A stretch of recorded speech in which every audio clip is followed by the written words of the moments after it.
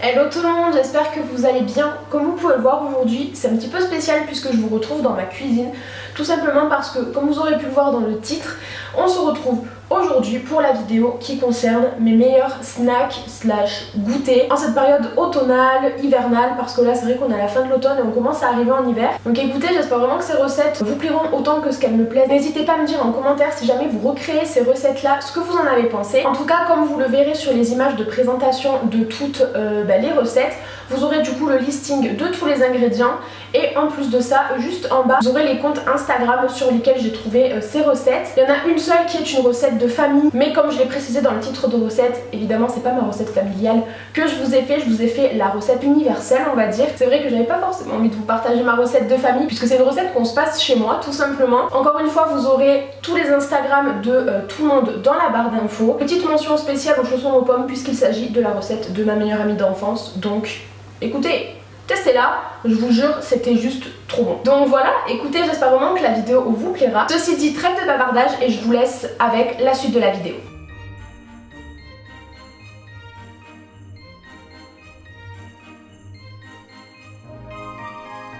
Pour cette recette, on aura besoin de 3 pommes, de 20 g de beurre, d'un sachet de sucre vanillé, de 25 g de sucre et d'une pâte feuilletée. Donc la première étape, c'est de venir couper les pommes en tout petits dés. Au plus les dés seront petits, au plus du coup les morceaux de pommes seront fondants. Et l'idéal, c'est quand même de peler la peau. Bon là, je l'avais pas du tout fait, ça m'est complètement sorti de la tête, mais au moins vous le savez.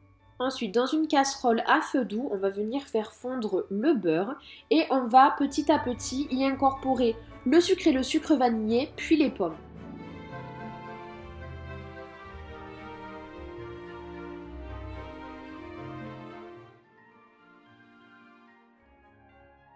Pendant que tout ça est sur le feu, comme vous pouvez le voir, j'ai pris ma pâte feuilletée que j'ai découpée en rectangles. L'idéal, c'est d'en faire 5. Bon, là, j'en ai fait 6 parce qu'encore une fois, j'ai fait ça très tard et que je ne sais pas compter, n'est-ce pas? Du coup, vous faites des petits rectangles sur lesquels, de chaque extrémité, vous allez venir faire des petites encoches pour ajourer, en fait, votre chausson aux pommes, mais vous le faites que d'un seul côté de chaque rectangle. Et ensuite, comme vous pouvez le voir, on vient installer les pommes du côté où il n'y a pas de trou, du côté où on n'a pas fait les petites ouvertures.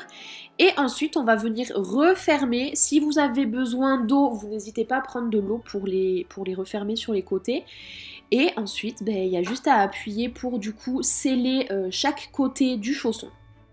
Et là, comme vous pouvez le voir, j'ai mis un petit peu de jaune d'œuf sur le dessus pour les faire dorer avant de les enfourner 10 à 15 minutes à 160 degrés. Et 10 minutes plus tard, une fois sorti du four, je viens saupoudrer un petit peu de cannelle. De l'autre côté, je saupoudre un petit peu de sucre roux puisque mon copain n'aime pas du tout la cannelle, donc c'est pour ça que j'ai fait 2 assiettes bien distinctes.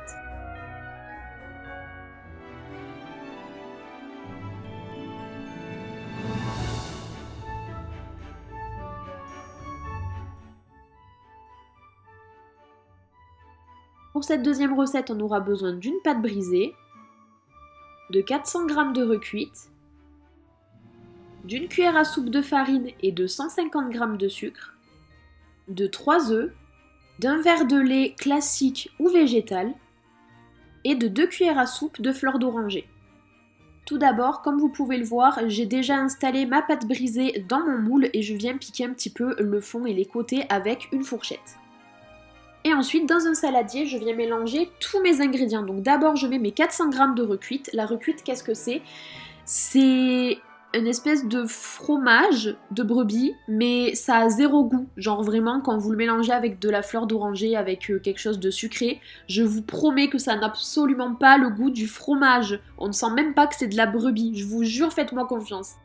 Ensuite, je rajoute mes 150 g de sucre en poudre. Moi, j'utilise du sucre roux tout simplement parce que je préfère le sucre roux au sucre blanc. Mais vous pouvez utiliser le sucre de votre choix. Ensuite, je rajoute ma cuillère à soupe de farine. Je viens rajouter mes 3 œufs. Ensuite, je mets mon verre de lait. À noter que là, j'avais un verre en plastique. C'est un verre qui est assez grand. Je vous recommande plutôt de prendre un petit verre classique. Et au niveau du lait, vous mettez ce que vous voulez, que ce soit du lait animal ou végétal. Ensuite, je viens rajouter mes cuillères à soupe de fleur d'oranger. Comme j'aime ça, j'en mets un petit peu plus que ce qu'il faudrait. Et ensuite on vient tout simplement tout mélanger. Moi je sais que je le fais pas au batteur, je le fais au fouet pour casser les plus gros morceaux, mais après justement le fait qu'il y ait encore des morceaux de recuite, qu'en fait ce soit pas réduit vraiment tout en liquide, je sais que ça donne un côté, moi je trouve, beaucoup plus fondant au gâteau que si tout était lisse. Après si jamais ça vous dérange par exemple les morceaux dans les yaourts, exemple tout bête hein, mais si rien que dans les yaourts les morceaux ça vous dérange, je vous conseille plutôt de le passer au batteur pour avoir quelque chose d'assez lisse.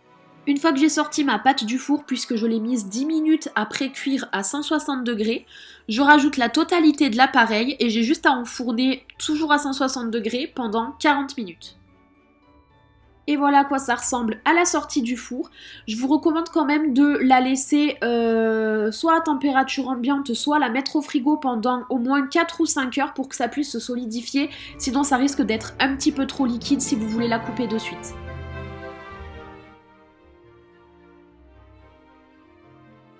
Et enfin pour cette dernière recette, on aura besoin de 80 g d'huile d'olive extra vierge, de 160 g de sucre roux, d'un œuf, de 185 g de farine, d'une demi-cuillère à café de vanille liquide, d'un petit peu de levure chimique et de 190 g de pépites de chocolat. Et tout ce qu'il y a à faire, c'est de mettre la totalité des ingrédients tout simplement dans un gros bol, dans un saladier, dans ce que vous voulez. Il n'y a pas plus simple que ça, vous avez vraiment juste à mettre la totalité des ingrédients dans un saladier. Donc voilà à quoi la pâte est censée ressembler. Et une fois qu'elle est comme ça, on va la mettre une bonne heure au frigo.